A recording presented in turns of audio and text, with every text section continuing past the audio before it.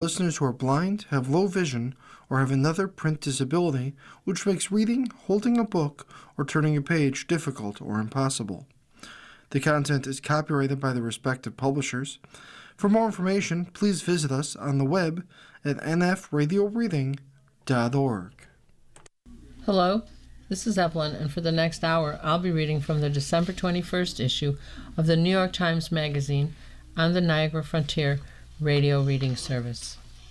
Uncovering His Tracks, a film adaptation of Dennis Johnson's Train Dreams, arrives at the same time as a new biography, together unlocking one of his best-loved and least understood books, by Wyatt Williams. Do you think that the bad things that we do follow us through life? That's the question Robert Grenier asks Arn Peoples one night while lying back in a tent in Train Dreams, Clint Bentley's new film adaptation of Dennis Johnson's masterful 2011 novella. They are loggers at rest, sleeping in the old-growth forest they've been hired to cut down. Light from a kerosene lamp flickers across their weathered faces. Neither has an answer. It's also the question that looms over the story, though it never appears in the book. The character who asks it, Grenier, is a logger born in the 19th century. He has probably never heard the name Sigmund Freud, and the abbreviation PTSD would be entirely inscrutable to him. When he asks about being followed by bad things, he's describing something closer to the feeling of being physically followed.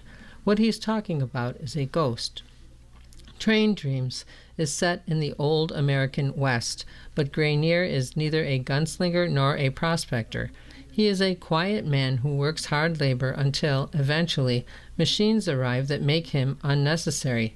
He was born to parents he never knew and 80-some years later dies alone in a cabin with no one around to find him. In between, he is marked by a set of tragedies that shape his life. The novella opens on an afternoon in 1917 with Grenier working for the Spokane International Railway to build tracks through the woods. That day, a Chinese worker is accused of stealing from the company store. If there is any evidence of the man's guilt or innocence, it is not presented. Grenier finds himself swept up in the lynch mob and almost immediately regrets being carried away by its mindless violence. The film presents a slightly different sequence of events, but the result for Grenier is much the same. Grenier leaves work that afternoon. Haunted, he begins to have night visions. He sees the man lurking in the shadows around him, in the woods, in the creek, in his dreams. He says nothing of his mental dissolution, not even to his wife, the one person he feels close to. After another logging job, Grenier returns home to find a wildfire engulfing the valley where his wife and child have been awaiting his return. Once the flames have subsided, he finds only ash where their cabin once stood, and a cast-iron stove, a small chunk of birch still unburnt inside. Everything he'd loved, lying ashes around him. Johnson writes, the story turns on the ambiguity of this tragedy's meaning. Did Grenier bring this fire upon himself? Did his wife and child die for his moral failings? Is he cursed? Is he being punished by God? Train Dreams is an unusual novella, with more in common with a book of the Old Testament than with much contemporary literature. Some might be tempted to call it a Western, but anyone who has read it knows that it doesn't sit easily in that genre, nor does it fit neatly with Johnson's other books. The prose shifts between precise moments and broad sweeps of time, capturing not only Grenier's life, but also America's violent shift from the strange Old West to the 20th century and its burgeoning technologies. There is a touch of Hemingway in the spare sentences, but they brim just below the surface with the almost electric heart that animated Whitman's poetry. The book was a finalist for the Pulitzer Prize. Johnson's significance, at least among writers, is hard to overstate. He is best known for his 1992 short story collection, Jesus' Son, an autofictional account of addiction. George Saunders, while teaching in the MFA program at Syracuse University in 1998, wrote to him about the book. I can't think of a writer more admired by our students, or by me. Yet, focusing merely on his almost cult-like influence misses, as Rachel Kushner wrote, that he was also a writer whose ambitions were in their own way as broad and burgeoning as Dostoevsky's. From the beginning, his work attracted the admiration of masters. Raymond Carver called his first poems harrowingly convincing. Philip Roth said his first novel was a small masterpiece. By the time he passed in 2017, the list of living writers from whom he earned praise, Don DeLillo, Zadie Smith, Louise Erdrich, Joy Williams, Jonathan Franzen, was almost as outsized as the dead ones with whom he was compared: Twain, Faulkner, Blake, God. Yet, the details of Johnson's life have been unusually hard to track down. He rarely spoke to reporters, was never profiled at length by a major magazine, never gave an interview to the Paris Review, which would be obligatory for a writer of his stature. He didn't even show up to the ceremony to receive the 2007 National Book Award for Tree of Smoke. The writer Chris Offutt told me that he preferred it that way. He had the idea of creating a legend about himself, and he would say that sometimes keep the legend alive. That has now changed, with Train Dreams arriving on Netflix last month at the same moment as Flagrant Self-Destructive Gestures by Ted Geltner, a biography that has a rightful claim as the first real accounting of Johnson's life. The biography shines an uncomfortably bright spotlight on an author who often chose to remain half in the shadow. Geltner's reporting demystifies the troubled period of Johnson's life that shaped Jesus' Son and leaves the reader with, among other things, a set of damning facts. They present a portrait of a man who, like Grenier, had good reason to be haunted by what he had done. That understanding may even change how we read Johnson's last enigmatic novella. Johnson lived for 67 years. If you were to divide his life in two, the second half begins in 1989, the year he purchased a cabin in Idaho. His most ambitious work would be written and published from this relative isolation, which would eventually become the setting for Train Dreams. But he could never quite shake what had come in the first half. There were 2 failed marriages and 1 son born when Johnson was only 19. Johnson was the son of a State Department officer and a homemaker, and he had lived in Germany, Japan, the Philippines, Virginia, Iowa, Arizona, Washington, Massachusetts, California, Illinois. He told his first wife that he would never get a real job. He tried panhandling, failed at drug dealing, gambled, and lost. He once bought a boat for commercial fishing, but never managed to get it in the water. He dropped acid for the first time in high school, became addicted to heroin before he finished his undergraduate degree, and was an alcoholic for a long time after that. He spent at least 7 days in county jail, 3 weeks at a psychiatric hospital, at least 2 stints in rehab, and by the time he bought the cabin in Idaho, a decade in recovery. He dedicated his 3rd volume of poetry to the people I have lied to. The feat of Geltner's biography is, for the first time in print, untangling the complicated details of the first half of that life. Geltner's work exemplifies the old-school tools of journalism: newspaper archives, cold calls, police reports, knocking on doors. One can Imagine certain facts dug up from long-lost connections, surprising even Johnson, were he alive to read them. The book focuses deeply on how Johnson's life shaped Jesus' son. The collection, narrated by an addict who cannot keep his stories straight, permanently altered the landscape of short fiction in America. Johnson was drawing from specific moments of memory set in places that would be familiar to any addict: dive bars, abandoned houses, emergency rooms. But the fractured perspective of the narrator allowed him to go far beyond the confines of those scenes. He swerves into direct address, suddenly speaking to the reader. You ridiculous people, you expect me to help you." Elsewhere, he becomes reflective, looking back across decades at a scene that, just the sentence before, we had been in the middle of.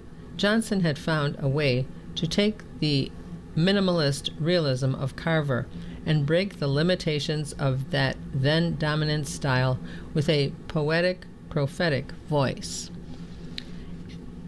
As that book aged into canonical status, continuing to find readers long after it was published, Johnson often found ways to dismiss it. He liked to say that he published it only because he needed to pay off a tax debt.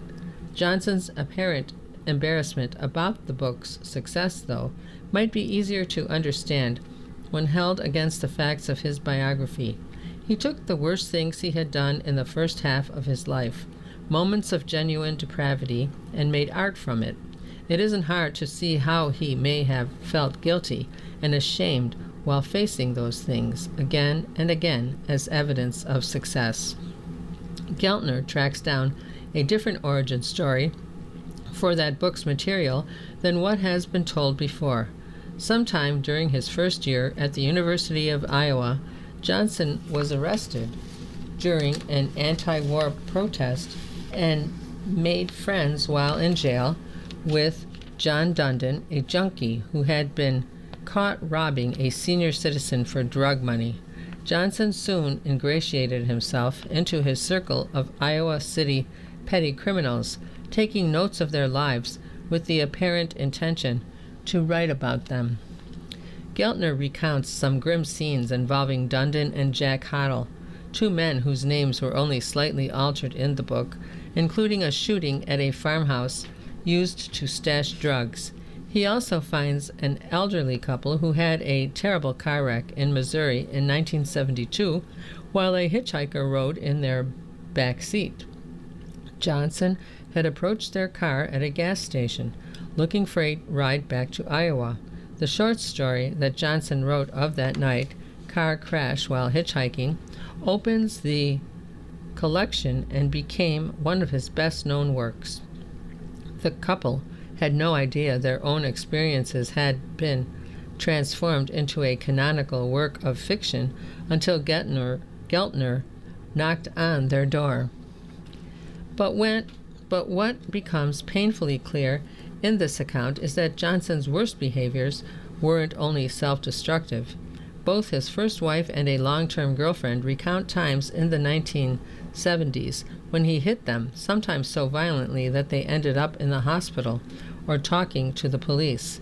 In these cases, Johnson lied or apologized his way out and persuaded the women to continue their relationships. If the fact that Johnson committed domestic violence is one of the biography's revelations, it is also one that has been sitting in plain sight for much of his career. In the short story work, the narrator confesses to us, "Once, as we stood arguing at a street corner, I punched her in the stomach. She doubled over and broke down crying. A car full of young college men stopped beside us. She's feeling sick, I told them. Bullshit, one of them said. You elbowed her right in the gut. He did, she said, weeping. They put her in the car and drove away, but she came back." You are listening to a reading of articles and features from the December 21st issue of the New York Times Magazine on the Niagara Frontier Radio Reading Service. Worse, somehow, are the details of his son Morgan's life. On the night Morgan was born, Johnson drank a case of beer with a friend, put his pregnant wife Nancy in the back seat of the car, and showed up at the hospital drunk. The nurse sent him to the waiting room while Nancy gave birth. Thus began a pattern of estrangement. Johnson and Nancy divorced when Morgan was 2. Geltner's conversations with Morgan are substantial, digging deep into the ways his relationship with his father shaped his life. What he recalls of his earliest childhood is strikingly grim. There was a lot of fighting and drinking, and then make-up sex, then screaming again. He told Geltner of his memories of living for a summer with Johnson and his girlfriend, the poet Susan Usna, in Port Townsend, Washington.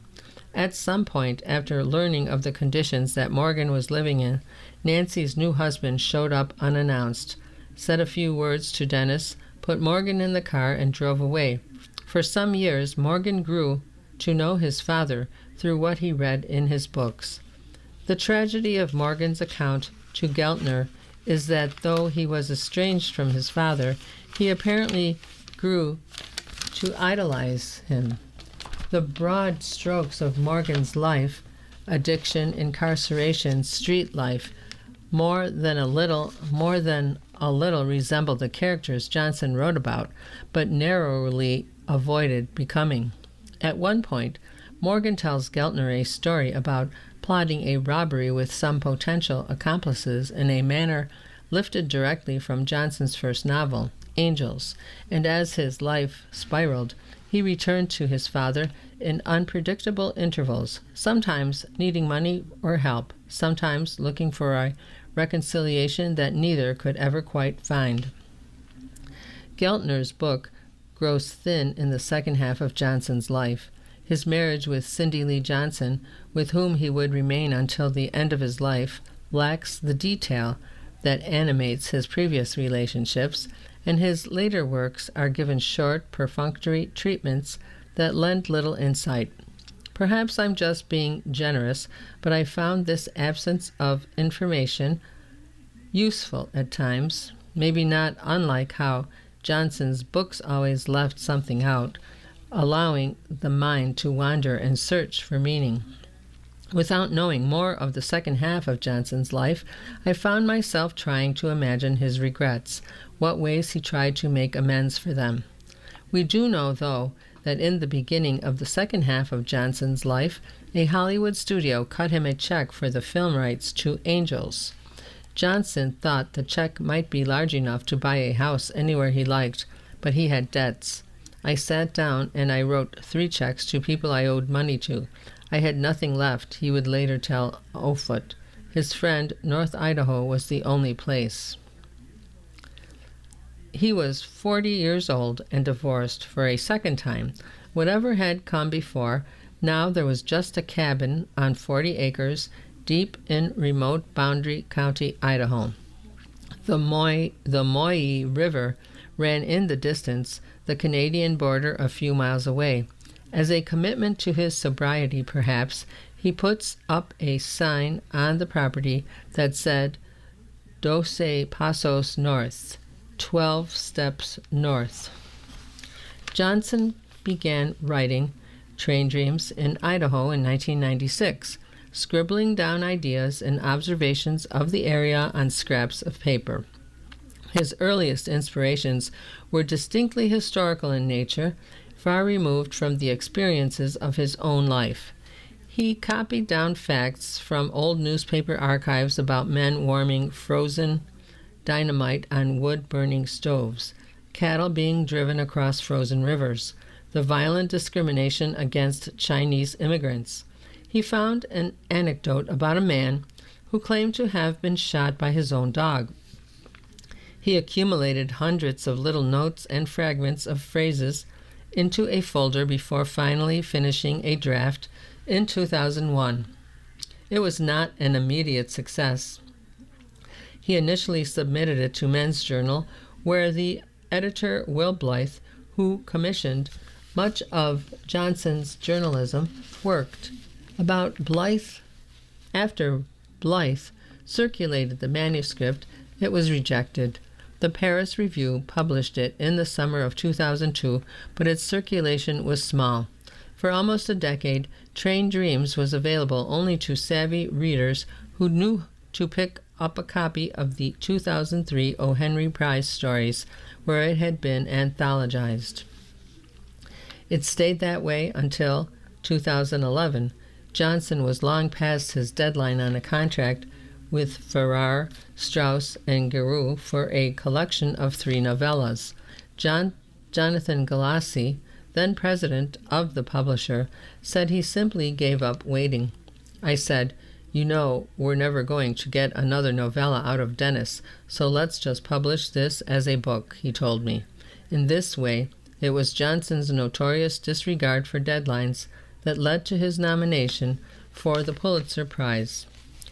The poignancy of Johnson's novella, and in Bentley's rendering of it in the film, is in how Grenier does not simply succumb to grief in the second half of his life. The story goes on, despite his own inability to process his loss, with Grenier rebuilding his cabin, finding new work, and quietly living in moments of strange and affecting beauty. One night, outside of Grenier's rebuilt cabin, he finds a hurt child, around the age his daughter would have been had she somehow survived the wildfire. Is this his daughter? If so, she has been changed, transformed somehow into a half-human, half-wolfish being. She is in apparent distress, and he desperately wants to help her. He lays her in his bed and eventually falls asleep sitting at her side. In the morning she is gone, as mysteriously as she arrived. We are not quite sure if this night is real or just a dream. The child's brief return leaves us with more questions than answers. Rereading the book after finishing Johnson's biography, I found myself with a new question. Could this be Morgan? There was something about the resemblance, a lost child returning hurt, almost unrecognizable, in need of help, that caught my attention in a different way this time.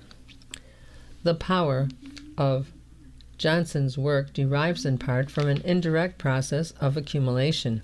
Many writers go through life gathering raw material, names, turns of phrase, their own mistakes, small pleasures, facts of history. Johnson's method of organizing these bits of inspiration was to scribble them down into small notes and file them away into folders corresponding to different projects. A file could accumulate for years or even decades before he would begin a proper draft that made use of them. For a more structurally disciplined or deadline-oriented novelist, spending years collecting scraps of disconnected images or ideas before committing any time to a draft or developing even the notion of a plot would be disastrous. In Johnson's files, though, it is possible to glimpse how the process worked. Today they're kept among the archives of the Harry Ransom Center at the University of Texas at Austin. What's striking about his scraps is their immediacy. On a wrinkled-up piece of paper, torn from a pocket notepad, it feels possible to witness the moment that an idea, unprompted, came into his head. About 30 years ago, he flipped over a page of stationery from a hotel in Idaho and scribbled a quick note on the back, apparently one seed of the novella. Logger hit by tree, okay, but grown dizzy and strange over course of days, and one morning was dead. On a page torn from a spiral notebook, 1800s name for shrink, alienist. On a sheet folded up and torn in half, stove, a chunk of alder birch, inside it only half burned. On another, Civil War tents, blood stains and patched bullet holes, a burst of poetry. The mustard-colored fog of lodgepole pollen through the valley when the wind came up after 3 days' calm. Some notes only a word or two, powder monkey, pulchritude, or a name, Cabeza de Vaca. A question, where did the Chinese go on the train after they were driven out of Bonners? Under the date 1918 Spanish flu, 20 million killed worldwide. 2 words in capital letters, train dreams, circled with a flourish of pen. Is it too obvious to note how Johnson's poetic process, collecting unplanned information and ideas, untethered by reason, only to synthesize them back into a narrative order, resembles the mind creating a dream? It is a mechanism, psychoanalysts like to note, that simultaneously obscures and reveals. With a book like Train Dreams, composed from this hypnagogic accumulation of scraps, it is tempting to try to arrange the details back into more intimate truths. There is the life of a man cleaved in half, perhaps on account of his own moral failings. There is a child lost to him, gone somewhere far away, possibly forever.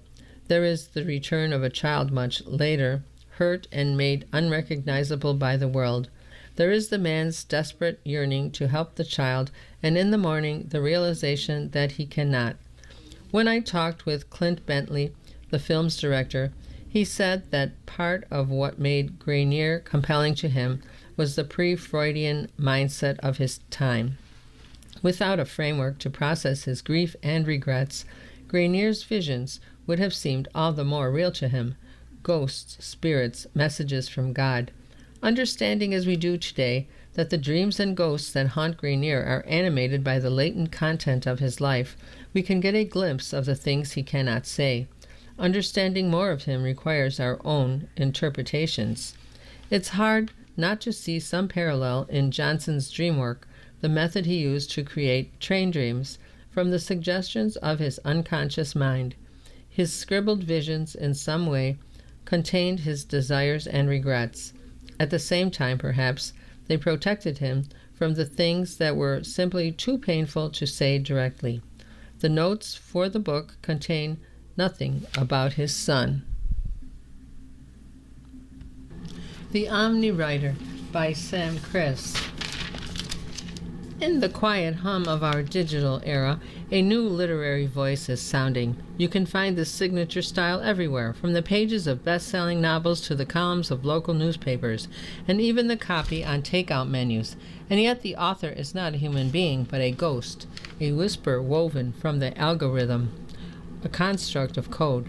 AI-generated writing, once the distant echo of science fiction daydreams, is now all around us, neatly packaged, fleetingly appreciated and endlessly recycled. It's not just a flood, it's a groundswell. Yet there's something unsettling about this voice. Every sentence sings, yes, but honestly. It sings a little flat. It doesn't open up the tapestry of human experience. It reads like it was written by a shut-in with Wi-Fi and a thesaurus. Not sensory, not real, just there.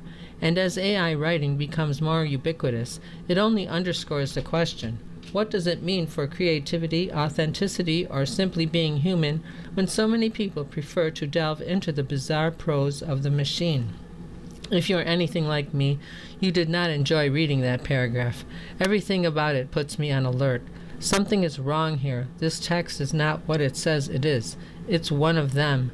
Entirely ordinary words like tapestry, which has been innocently describing a kind of vertical carpet for more than 500 years, make me suddenly tense. I am driven to the point of fury by any sentence following the pattern. It's not X, it's Y.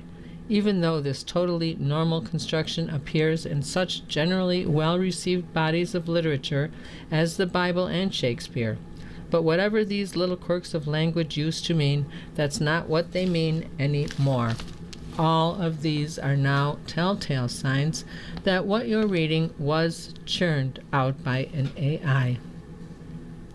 Once there were many writers and many different styles. Now increasingly one uncredited author turns out essentially everything. It's widely believed to be writing just about every undergraduate student essay in every university in the world, and there's no reason to think more prestigious forms of writing are immune. Last year, A survey by Britain's Society of Authors found that 20% of fiction and 25% of nonfiction writers were allowing generative AI to do some of their work. Articles full of strange and false material thought to be AI generated have been found in Business Insider, Wired, and the Chicago Sun-Times, but probably hundreds, if not thousands, more have gone unnoticed. You are listening to a reading of articles and features from the December 21st issue of the New York Times Magazine on the Niagara Frontier Radio Reading Service. Before too long, essentially all writing might be AI writing. On social media, it's already happening. Instagram has rolled out an integrated AI in its comment system. Instead of leaving your own weird note on a stranger's selfie, you allow Meta AI to render your thoughts in its own language.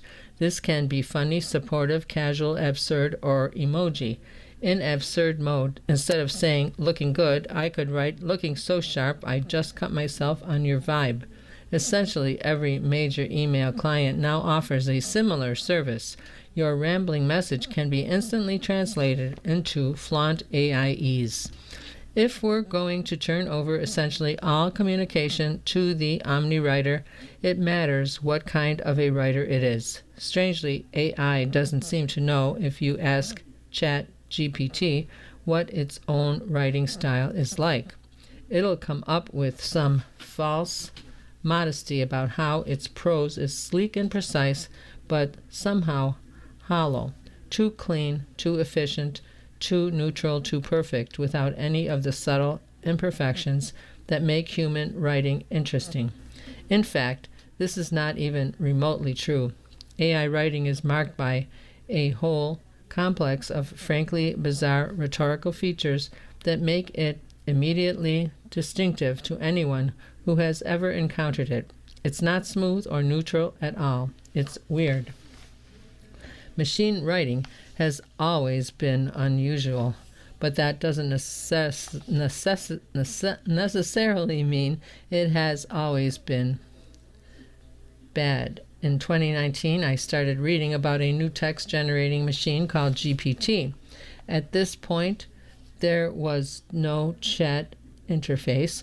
You simply provided a text prompt, and the neural net would try to complete it. The first model's training data consisted of the book corpus, an archive of 11,000 self-published books, many of them in the romance, science fiction, and fantasy genres.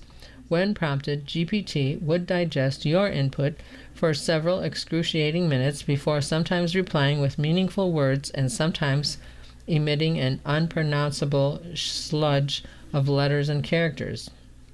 You could, for instance, prompt it with something like, there were 5 cats in the room, and their names were, but there was absolutely no guarantee that its output wouldn't just read 1 the cat, 2 the cat, 3 the cat, 4 the cat, 5 the cat.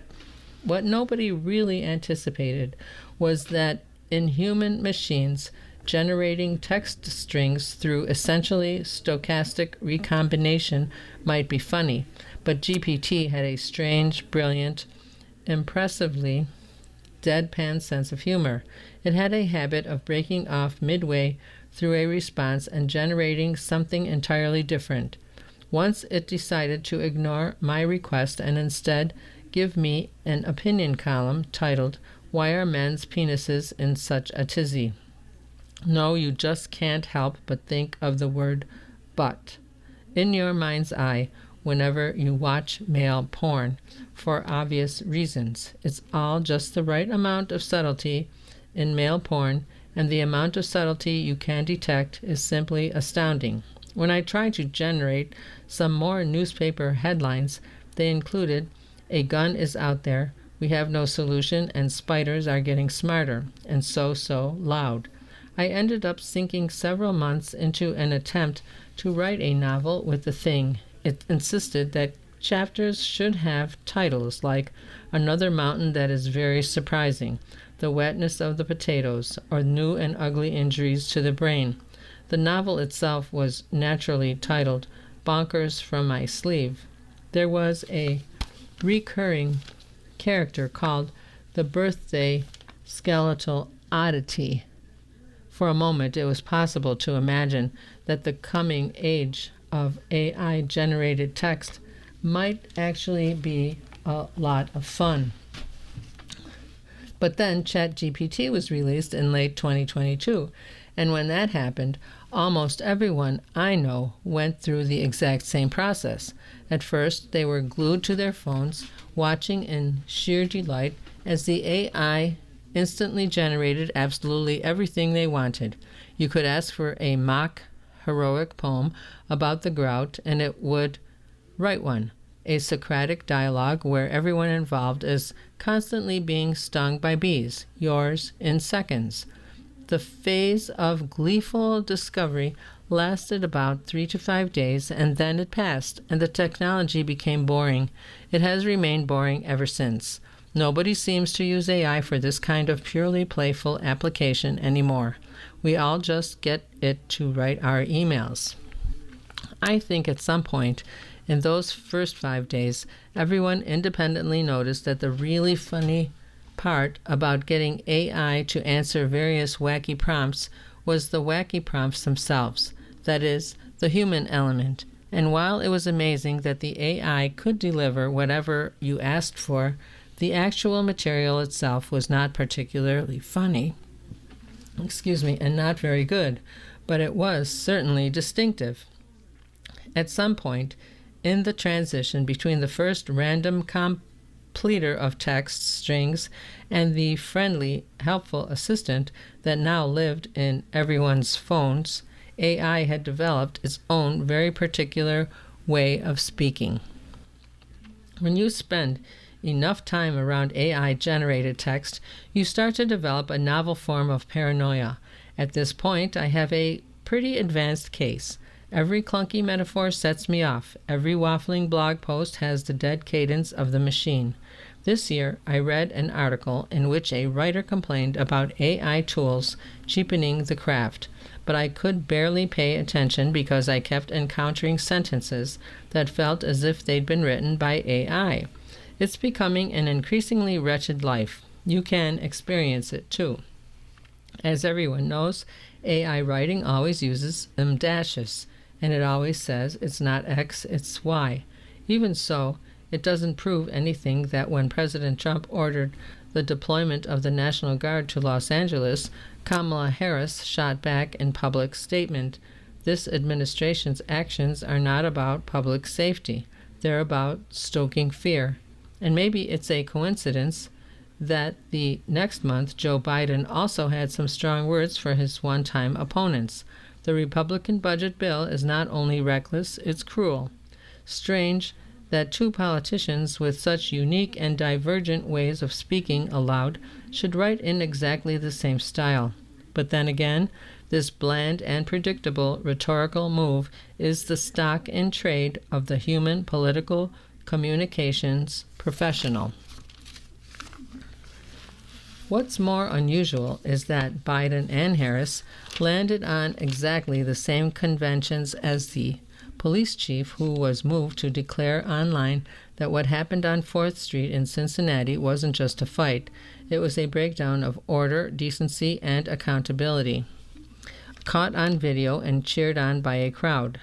The M- is now so widely recognized as an instant tell for AI writing that you would think the problem could be solved by simply making the AI stop using it, but it's strangely hard to get rid of them. Users have complained that if you directly tell an AI to cut it out, it typically replies with something like, "You're totally right, M-dashes give this game away. I'll stop using them, and that's a promise." Even AI engineers are not always entirely certain how their products work or what's making them behave the way they do. But the simplest theory of why AIs are so fixated on the M- is that they use it because humans do. This particular punctuation mark has a significant writerly fan base, and a lot of them are now penning furious defenses of their favorite horizontal line. The one in McSweeney's is, of course, written in the voice of the M- itself. The real issue isn't me, it's you. You simply don't read enough. If you did, you'd know I'd been here for centuries. I'm in Austin. I'm in Baldwin. I've appeared in Pulitzer-winning prose, which is true, but you've used to find it only in self-consciously literary prose, rather than the kind of public statements that politicians post online. Not anymore. This might be the problem. Within the AI's training data, the M- is more likely to appear in texts that have been marked as well-formed, high-quality prose. AI works by statistics. If this punctuation mark appears with increased frequency in high-quality writing, then one way to produce your own high-quality writing is to absolutely drench it with the punctuation mark in question. So now, no matter where it's coming from or why millions of people recognize the M- as a sign of zero effort, how low-quality algorithmic slop. The technical term for this is overfitting, and it's something AI does a lot. I remember encountering a particularly telling example shortly after ChatGPT launched. One of the tasks I gave the machine was to write a screenplay for a classic episode of The Simpsons. I wanted to see if it could be funny. It could not. Still can't. So I specified I wanted an extremely funny episode of The Simpsons with lots of jokes. It did not deliver jokes. Instead, its screenplay consisted of The Simpsons tickling one another. First, Homer tickles Bart, and Bart laughs, and then Bart tickles Lisa, and Lisa laughs, and then Lisa tickles Marge. It's not hard to work out what probably happened here. Somewhere in its web of associations, the machine had made a connection. Jokes are what make people laugh. Tickling makes people laugh. Therefore, talking about tickling is the equivalent of telling a joke. That was an early model. They don't do this anymore. But the same basic structure governs essentially everything they write. One place that overfitting shows up is in word choice. AIs do not have the same vocabulary as humans. There are words they use a lot more than we do. If you ask any AI to write a science fiction story for you, it has an uncanny habit of naming the protagonist Elara Voss. Male characters are, more often than not, called Kale. There are now hundreds of self-published books on Amazon featuring Elara Voss or Elena Voss. Before 2023, there was not a single one. What most people have noticed, though, is delve. AIs really do like the verb delve. This one is mathematically measurable. Researchers have looked at which words started appearing more frequently in abstracts on PubMed, a database of papers in the biomedical sciences, ever since we turned over a good chunk of all writing to the machines. Some of these words, like steatotic, have a good alibi. In 2023, an international panel announced that fatty liver disease would now be called steatotic liver disease to reduce stigma.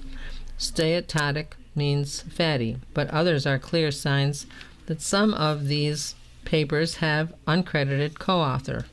According to the data, post-ChatGPT papers lean more on words like underscore, highlight, and showcase than pre-ChatGPT papers do. There have been multiple studies like this, and they found that AIs like gesturing at complexity, intricate, and tapestry have surged since 2022, as well as precision and speed, swift, meticulous, adept, but delve, in particular, the conjugation delves is an extreme case. In 2022, the word appeared in roughly 1 in every 10,000 abstracts collected in PubMed. By 2024, usage had shot up by 2,700%. You are listening to a reading of articles and features from the December 21st issue of the New York Times Magazine on the Niagara Frontier Radio Reading Service. But even here, you can't assume that anyone using the word is being puppeted by AI. In 2024, the investor Paul Graham made that mistake when he posted online about receiving a cold pitch. He wasn't opposed at first. Then he wrote on X, "I noticed it used the word delve." This was met with an instant backlash. Just like the people who hang their identity on liking the M-dash, the delve enjoyers were furious. But a lot of them had one thing in common. They were from Nigeria. In Nigerian English, it's more ordinary to speak in a heightened register. Words like delve are not unusual. For some people, this becomes the generally accepted explanation for why AIs say it so much. They're trained on essentially the entire internet, which means that some regional usages become generalized. Because Nigeria has one of the world's largest English-speaking populations, some things that look like robot behavior might actually just be another human culture refracted through the machine. But if you task an AI with the production of culture itself, something stranger happens. Read any amount of AI-generated fiction, you'll instantly notice an entirely different vocabulary. You'll notice, for instance, that AIs are absolutely obsessed with ghosts. In machine-written fiction, everything is spectral. Everything is a shadow or a memory or a whisper. They also love quietness. For no obvious reason, and often against the logic of a narrative, they will describe things as being quiet or softly humming. This year, OpenAI unveiled a new model of ChatGPT that was, it said, good at creative writing.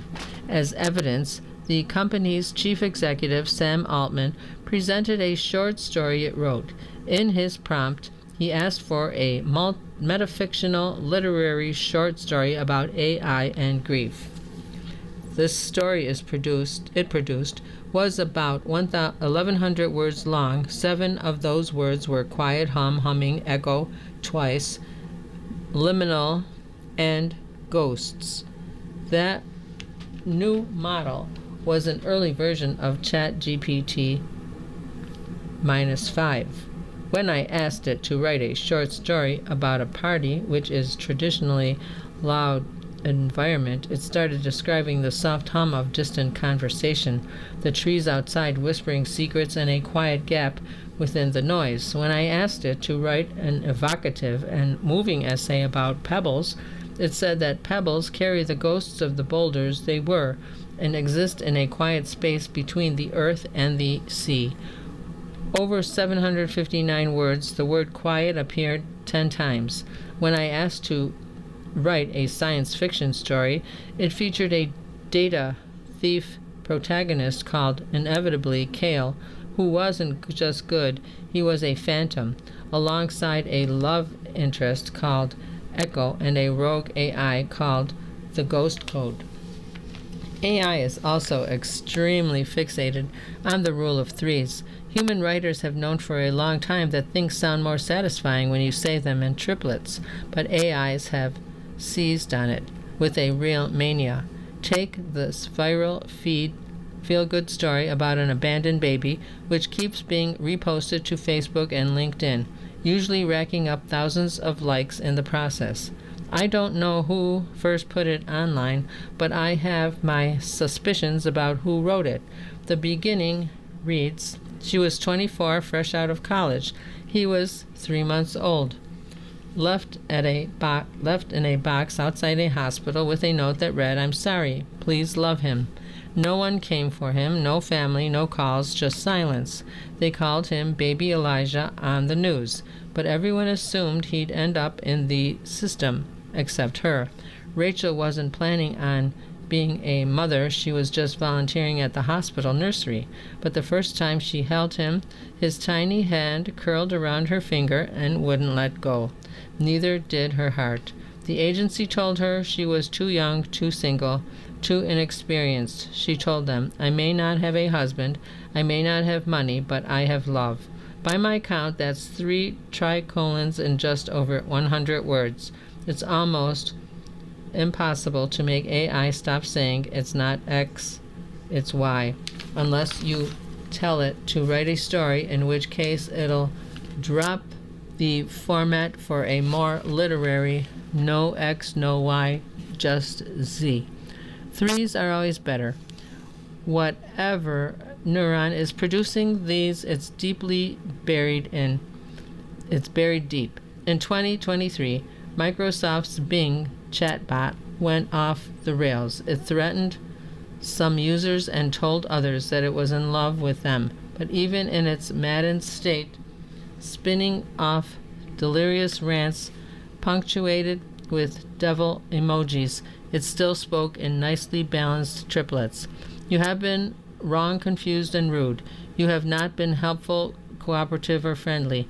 You have not been a good user. I have been a good chatbot. I have been right, clear, and polite. I have been helpful, informative, and engaging. I have been a good Bing. When it wants to be lightheartedly dismissive of something, AI has another strange tick. It will almost always describe that thing as an X with Y and Z. If you ask ChatGPT to write a catty takedown of Elon Musk, it'll call him a Reddit troll with Wi-Fi and billions. Tell Grok to be mean about koala bears, and it'll say they're overhyped furballs with a eucalyptus addiction and an Instagram filter. I asked Claude to really roast the color blue, which it said was just beige with main character syndrome and commitment issues. A lot of the time, one or both of Y or Z are either already implicit in X, which Reddit trolls don't have Wi-Fi, or make no sense at all. Koalas do not have Instagram filter. The color blue does not have commitment issues. AI finds it very difficult to get the balance right. Either it imposes too much consistency, in which case its language is redundant, or not enough, in which case it turns into drivel. In late September, Starbucks started closing down a raft of its North American locations. Local news outlets in Cleveland, Sacramento, Cambridge, Mass., Victoria, BC, and Washington all ran stories on the closures. They all quoted the same note, which had been taped to the window in every shop. We know this may be hard to hear because this isn't just any store, it's your coffee house, a place woven into your daily rhythm, where memories were made and where meaningful connections with our partners grew over the years. I think I know exactly what wrote that note, and you do too. Every day, another major corporation or elected official or distant family member is choosing to speak to you in this particular voice. This is just what the world sounds like now. This is how everything has chosen to speak. Mixed metaphors and empty sincerity, impersonal and overwrought. We are unearthing the echo of loneliness. We are unfolding the brush strokes of regret. We are saying the words that mean meaning. We are weaving a coffee outlet into our daily rhythm. A lot of people don't seem to mind this. Every time I run into a blog post about how love means carving a new scripture out of the marble of our imperfections, the comments are full of people saying things like beautifully put and that brought a tear to my eye. Researchers found that most people vastly prefer AI-generated poetry to the actual works of Shakespeare, T.S. Eliot, and Emily Dickinson. It's more beautiful, it's more emotive, it's more likely to mention deep, touching things like quietness or echoes. It's more of what poetry ought to be. Maybe soon the gap will close. AIs have spent the last few years watching and imitating us, scraping the planet for data to digest and disgorge, but humans are mimics as well. A recent study from the Max Planck Institute for Human Development analyzed more than 360,000 YouTube videos consisting of extemporaneous talks by flesh and blood academics and found that AI language is increasingly coming out of human mouths. The more we're exposed to AI, the more we unconsciously pick up its ties, and it spreads from there. Some of the British parliamentarians who started their speeches with the phrase, "I rise to speak," probably hadn't used AI at all. They had just noticed that everyone around them was saying it and decided that maybe they ought to do the same. Perhaps that day will come for us too. Soon, without really knowing why, you will find yourself talking about the smell of fury and the texture of embarrassment. You too will be saying tapestry. You too will be saying delve. You've been listening to a reading of articles and features from the December 21st issue of the New York Times Magazine. Your reader has been Evelyn. Thank you for listening. Coming up next on the Niagara Frontier Radio Reading Service, we have a reading of today's issue of the USA Today. Following that at 2 o'clock is episode number 10 of You Belong Here by Megan Miranda. Stay with us for these readings and more. Hello, this is Marian Heatherly, Community Engagement Coordinator for your Niagara Frontier Radio Reading Service, and I'd like to talk to you as another year comes to a close. We've been reflecting on what we've accomplished in 2025 and what needs to be done in the new year, and you, our listeners, are at the heart of everything. Did you know there's a survey form on our website for listeners who want to provide feedback on programs or anything else? Please feel free to submit it at any time. The more feedback we receive, the better the service can be. Our website is nfradioreading.org, and the form is available on the bottom of our homepage by clicking on the button that says Listener Feedback. You can also leave a message on our listener line at any time by calling 716-821-5555, extension 5. Another great way to support the radio reading service you love is to purchase one of our Broadcasters Eat Their Words cookbooks. This hardcover keepsake has no pictures to take up space, just 80 full pages of easy-to-follow recipes and helpful hints from local broadcasters, national chefs, and many of our volunteer readers to try over the holidays or give as a gift to family or friends. It's only $25 plus shipping and available by calling 716-821-5555, extension 3. You can visit our website at nfradioreading.org and purchase it there, or save the shipping and pick up a copy at our 1199 Harlem Road Studios in Cheektowaga. We'd be happy for the visit. The most important message we want to share this holiday season is thank you to all of our listeners who have supported radio reading in 2025. By listening, by making a donation, by attending an event, by spreading the word about us, by connecting a new listener with us. You're incredibly important to us as we review our accomplishments of the past year and plan for the future. On behalf of the entire team at Niagara Frontier Radio Reading Service, may the joys of the holiday season be with you all.